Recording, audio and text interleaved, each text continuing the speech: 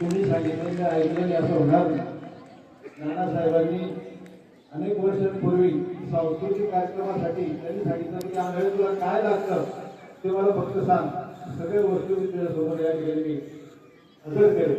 परंतु दुर्दैवाने असं संगीत मंडळ छानपैकी विद्यार्थी आपल्या शाळेतले संगीतात प्रवीण व्हावे, तसे आपल्याला तशी कलागुणांमध्ये व्हावे असं आजच्या कार्यक्रमाचे अध्यक्ष आपल्या सेवा सहकारी शिक्षण प्रसारक मंडळाचे तरुण कलाकार संचालक सन्माननीय योगेश दादा सुभाषजी चव्हाण त्यांच्यासोबत मंचावर उपस्थित असलेले नानासाहेब एनो राठोड माजी उपाध्यक्ष सेवा सहकारी शिक्षण प्रसारक मंडळ सन्माननीय श्री अलिचंद जिल्हा राठोड हे सुद्धा या ठिकाणी उपस्थित आहेत. आणि आपल्या या भारत देशासाठी लढणाऱ्या जवानांपैकी जे सेवानिवृत्त होऊन आलेले आहेत ते जवान सन्माननीय राठोड बंधू आणि लखन राठोड आणि सन्माननीय प्रतापसिंग राठोड जे नायब तहसीलदार म्हणून आपल्या चाळीसगाव तहसीलमधून सेवानिवृत्त झालेले आहेत.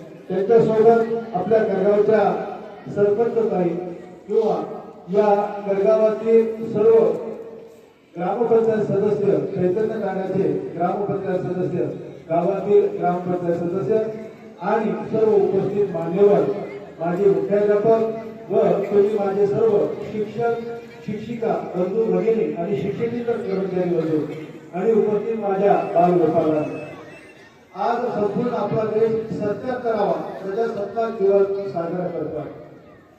मला सेवानिवृत्त होऊन आदरणीय योगेश दादांच्या असीम अशा प्रेमाने मी 1 महिना मुख्याध्यापक आणि त्यापूर्वी 6 वर्ष प्रभारी मुख्याध्यापक म्हणून राहिलो.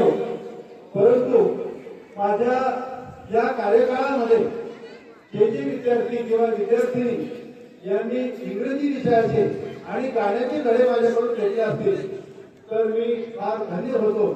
आणि आताच माझं गाणं, आता ती गाणं या ठिकाणी कोणीही म्हटलं, हिमालयाचा कडा कोपरा आनंदाने गडगडला, कारगिलच्या विजयाचा झेंडा जेव्हा फडफडला, माझं गाणं आहे. किशोर मासिकामधून छापून आलेलं गाणं आहे. हे माझं गाणं आहे, माझ्या अंगावर शहारे आले, परंतु दुर्दैवाने माझं नाव पुकारलं गेलं नाही, असं काही हरकत नाही.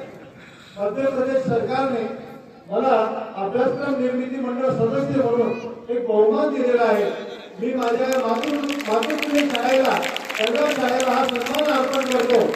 आणि ज्या वेळेस काही मान सन्मानाचा योग येईल त्यावेळेस निश्चितच माझ्या गडगाव आश्रमशाळेच्या मातीचा हा सुगंध आहे, या मातीचा लावलेला माझ्या कपाळाला लावलेला टिळा आहे आणि त्यामुळे या सन्मानाच्या माळा माझ्या गळ्यात पडतायत असं त्या ठिकाणी मला सांगावं असं वाटतं.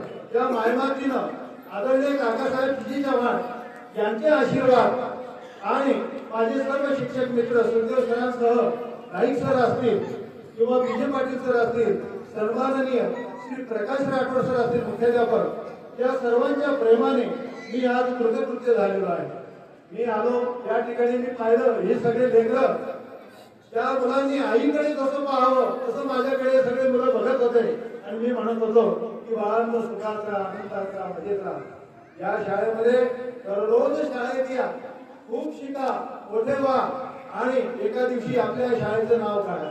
जसं मी भोपाळला गेलो दादा मध्य प्रदेशात, मी दुसरं काही सांगितलं नाही. म्हटलं मी लोकनेते काकासाहेब जी चव्हाण माध्यमिक आश्रमशाळा खडगावचा मी सेवानिवृत्त मुख्याध्यापक आहे. आणि असं सांगितल्यानंतर त्यांनी सांगितलं की तुमच्या शाळेसाठी तुम्ही काय केलं, संपूर्ण माहिती तिथं सांगावी लागली हिंदीमध्ये. आणि संपूर्ण माहिती सांगितल्यानंतर माझी परिस्थिती झाली आणि माझी निवड आपले योगेश पाटील साहेब यांनी माझं नाव तिकडे पाठवलं भोपाळला.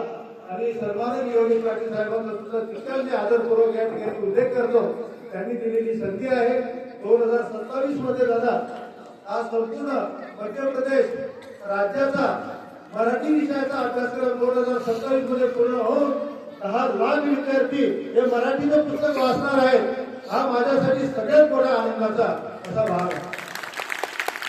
आणि मराठीचे एकूण 22 लोक संपूर्ण महाराष्ट्रातून कोल्हापूर, गोवा, ठाणे, यवतमाळ, नागपूर असे 22 लोक आम्ही निवडले गेलेले आणि त्या जिल्हाधिकाऱ्यांनी आणि समाजकल्याण खूप शुभेच्छा देतो. आणि फक्त एक गाणं मी या ठिकाणी आणि लाडक्या पोरांसाठी